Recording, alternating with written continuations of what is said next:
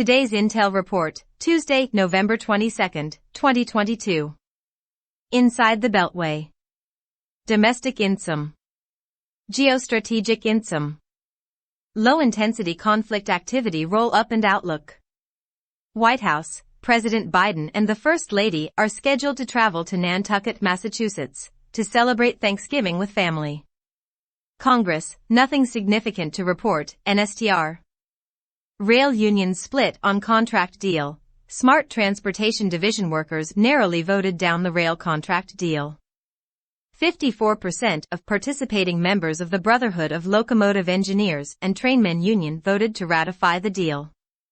The unions which voted against the deal have agreed to continue working to give time for further negotiations. But if one union eventually strikes, the leaders of the other unions have agreed not to cross the picket line. Railroads warn they will begin to reduce service before the agreement deadline to prevent hazardous freight from being abandoned. Industry groups, including the National Retail Federation, have urged Congress to intervene if a deal isn't reached. RC. Gasoline imports from Europe drop again. National average price decreases. Gasoline imports from Europe dropped again in the 7 days ending November 17, from 129,900 barrels per day to 108,000 barrels per day. The national average price of gasoline dropped to $3.662 a gallon, while demand is 5% lower than this time last year. RC. FAA says air travel to peak today. According to the Federal Aviation Administration, FAA, total U.S. flights are expected to reach 48,000 today, 1,000 more than projected for any other day this week. Air traffic controllers are opening more routes for the holiday week, and the military has agreed to temporarily give up access to routes for use by commercial flights to limit disruptions, according to the FAA. RC. Clean energy push imperils grid. Federal Energy Regulatory Commission member Mike Christie said the push to replace fossil fuel plants with green energy alternatives is creating a crisis for U.S. grids by making energy more expensive, raising concern over the possibility of more frequent blackouts. Christie said he sees renewable energy as critical for cutting emissions, but the speed of transition needs to be realistic to prevent disruptions. RC. Trucking spot rate dips below fleet costs. A report published by America's Commercial Transportation Act research shows that spot rates in the trucking industry have dipped far below costs. The biggest contributor to rising costs for trucking fleets is the increased price of diesel, up 44% in October compared to the year before. Costs being higher than spot rates could lead to bankruptcies for small carriers and owner-operators. RC. Liquid antibiotic amoxicillin shortage nationwide. According to the Federal Food and Drug Administration, FDA, the U.S. is experiencing a nationwide shortage of the liquid form of the antibiotic amoxicillin commonly used in pediatric cases. The shortage is due to increased demand, the FDA said. 3 of the top 4 makers of the antibiotic reported supply issues. RC. Hurricane season, NSTR. Analyst comment, the rail contract deal is still a short-term domestic concern. A strike could negatively impact food and energy costs as both travel by rail. As previously noted, replacing rail freight during a strike would require nearly 500,000 additional long-haul trucks on the road per day, made more difficult if smaller carriers and owner-operators are driven out of business by high costs and low spot prices. The liquid amoxicillin shortage comes at the same time as record RSV and influenza pediatric cases in the United States. While both are viruses, they can make children susceptible to bacterial infections that would normally be treated with amoxicillin. A shortage could force medical providers to turn to alternatives or do without. RC. Iran cuts internet in crackdown on unrest. Independent Internet Monitor NetBlocks announced a major disruption to Iranian internet networks as violent unrest sweeps the nation. NetBlocks said the disruption had severed the mobile internet for many users across the country in an apparent crackdown on the communications networks utilized by protesters and activist groups. The announcement comes as unconfirmed early reports indicate Iranian security forces launched major operations in the country's western Kurdish-populated regions, where open-source videos indicate Iranian forces may have fired on protesters with live munitions, resulting in casualties. One-third of Lebanon being fed by UN Food Programme. The United Nations World Food Programme announced earlier today that it has boosted its food assistance to Lebanon and is now feeding approximately one-third of the country's population. Lebanon has a population of about 6 million people, about twice the population of Arkansas, 1 million of which are Syrian refugees. Food prices in Lebanon are 16 times higher than they were in October 2019, at the start of the current fiscal crisis. AC 3/4 of Lebanon's population dropped into poverty in 2019. The Lebanese currency subsequently lost 90% of its value against the dollar, and Lebanon is suffering from some of the world's worst food price inflation. Lebanon is another example of countries with stressed economies falling into collapse over global inflationary pressures. Russia becomes largest fertilizer supplier to India. During the first half of fiscal year 2022/23, Russia became the largest supplier of fertilizer to India's massive agricultural sector. India's fertilizer imports from Russia grew by 371% to a record 2.15 million tons.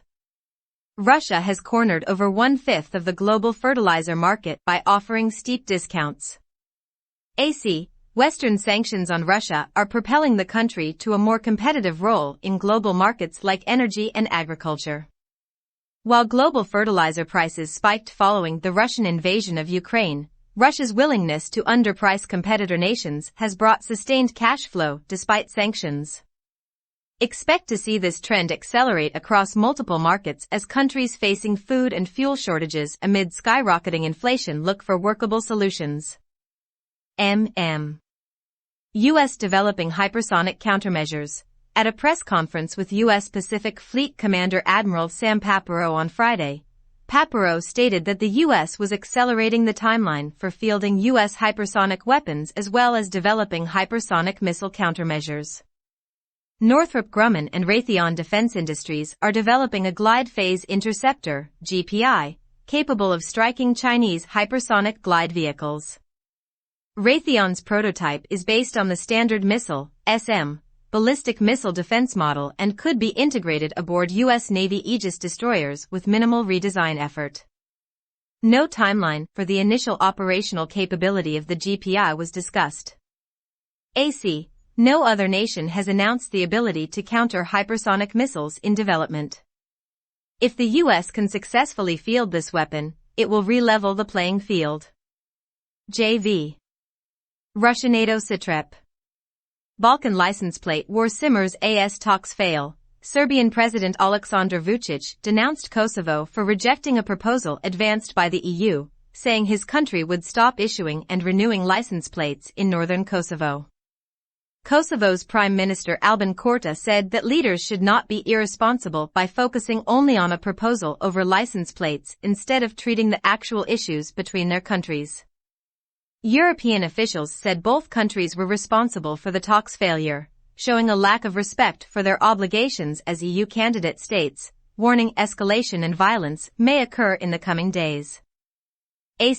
Serbia's offer to end its issuance of license plates in northern Kosovo provides Vučić with a quick PR victory and a moral high ground on which to fuel domestic propaganda narratives to justify military interventions in Kosovo to protect ethnic Serbs from mistreatment.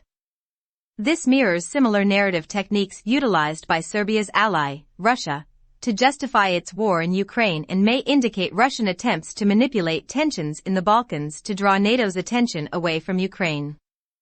R.P. German Patriot missiles deployed to eastern Poland. Polish Defense Minister Mariusz Błaszczak announced German Patriot missile batteries would be deployed to regions near Poland's border with Ukraine. The decision comes in response to a German offer of support to Poland following the death of 2 Polish citizens after a wayward missile struck a remote Polish town last week. Błaszczak said the version of the missile system and the time frame for its deployment had yet to be determined. deployment of advanced NATO long-range anti-air and missile defense systems near the edge of the conflict zone risks being viewed by Russia as a direct intervention by NATO to provide Ukraine with air defenses based within NATO territory. RP. Latin America SITREP. FARC infighting leaves 18 dead in Colombia. Infighting between two FARC guerrilla factions over control of a drug trafficking area in Colombia's southern jungle has left 18 people dead. The clashes took place in Putumayo province bordering Ecuador and Peru. It is the highest death toll among illegal armed groups since leftist President Gustavo Petro took office in August.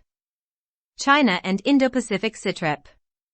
China completes nuclear triad parity, with long-range submarine-launched ICBM. Speaking to media, Admiral Sam Papero, head of the U.S. Pacific Fleet, publicly acknowledged the Chinese military has deployed a new long-range intercontinental ballistic missile on board its nuclear submarine fleet. Papero confirmed the People's Liberation Army Navy, PLAN, had equipped its 6 Jean-class nuclear missile submarines with the JL-3 ICBM that he described as being built to threaten the United States. With an estimated range of 10,000 kilometers, the JL-3 can hit the continental U.S. from the protection of the South China Sea, granting China a true strategic deterrence triad. Recognizing the threat to the United States, Papero attempted to assuage fears, saying the Navy keeps close track of those submarines. R.P. Japan conducts ballistic missile intercept tests with SM-3 missiles. Over the weekend, Japan conducted 2 test firing events for the U.S.-Japan jointly produced SM-3 Block IIA missile system. Both tests took place in the vicinity of Hawaii on the Kauai U.S. Navy Missile Range Facility. The missile launches were conducted by 2 Japanese Maritime Self-Defense Forces, JMSDF, Maya-class destroyers against ballistic missile targets. AC, Maya-class destroyers are the first Aegis JMSDF destroyers equipped with a ballistic missile defense capability. The Maya-class ships are unique in that they can network and receive targeting information from Australian Aegis destroyers and US and Japanese E-2D Hawkeye early warning aircraft. This new missile defense system will significantly harden Japan's defensive posture against China in the East China Sea. U.S. Navy trains Japan on IW. During this year's Joint U.S. Japan Keen Sword exercise, Japan embedded an Information Warfare Commander, IWC, with the Ronald Reagan Strike Group and CTF-70 Information Warfare, IW, team. The joint IW training gives Japan a leg up in tactical IW processes and facilitates information sharing between the two nations. Cross-decking like this is a common training practice between navies, but not normally for the IW teams outside of the Five Eyes intelligence-sharing nations. AC, this is a first for the Navy and indicates that they anticipate a need to bring Japan up to speed on information gathering and reporting. JV. Upcoming event calendar. Washington, D.C. Size, TBD. Activity, Our Rights DC, a far-left organization marching for transgender rights, organizes march in protest of queerphobic right-wing agendas and in solidarity with Colorado Springs. Location, Stanton Park, Washington, D.C. Time, 1830, Tuesday, November 22nd. Reno, Nevada. Size, TBD.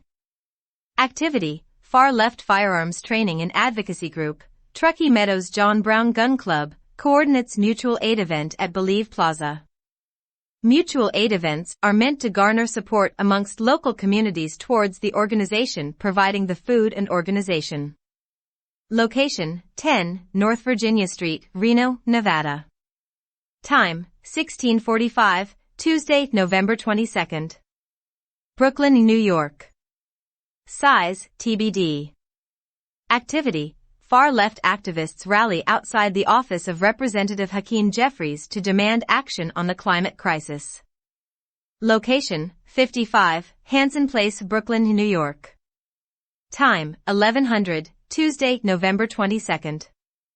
21 to 23 November, Community Court Support, Antifa, Lonesdale Park, Portland, Oregon. End report.